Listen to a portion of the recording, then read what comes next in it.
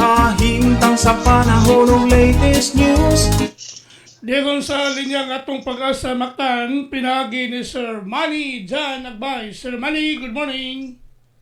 Yes, good morning, Sad. Sir, yelog si mga suginting paminaw mo kanya ato ang latest weather update para karong buntaga.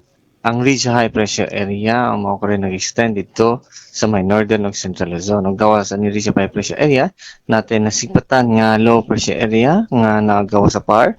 Ug as of 2 a.m. gani ang location aning low pressure area kaya nasa 3,095 kilometro east of northeastern Mindanao. Kini nga low pressure area sa pagkakaroon na siya high chance nga mahimong usa ka bagyo.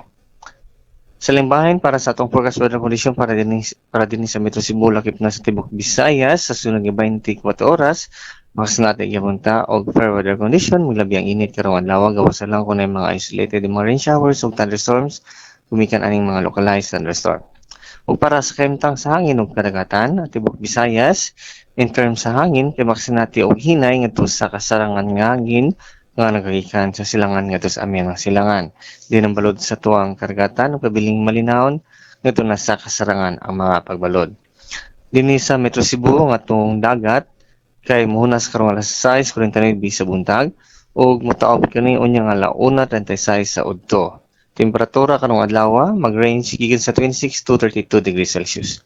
Ato ang sunrise ganihang alas 5:37 sa buntag, atong sunset unyang alas 5:55 sa hapon. Ug mo lang kanatong latest with update gikan diri sa Bukan sa Pag-asa, kini si Manager Nagbahin maayong buntag. Salamat, Sir Manny. May buntag sa pag-asa Mactan. Okay, sir. Good morning.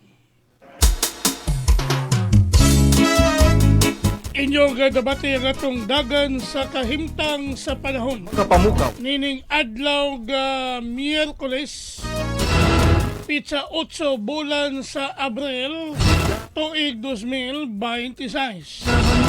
Pinagi ni Sir Manny Jan Agbay, ang atong weather specialist gikan sa Pag-asa Mactan, nga naghatod sa atong dagan sa kahimtang sa panahon.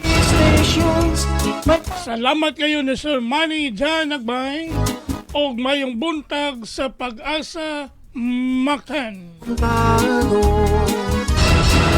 Sumusimba sa kabisi makatunga adunay lain nga misa mutambong og magamputa kung balitaning atong dakbayan mahibalo gayud ang katawhan balita sa trapiko inyong masayran sa Lapu-Lapu City TV News #1.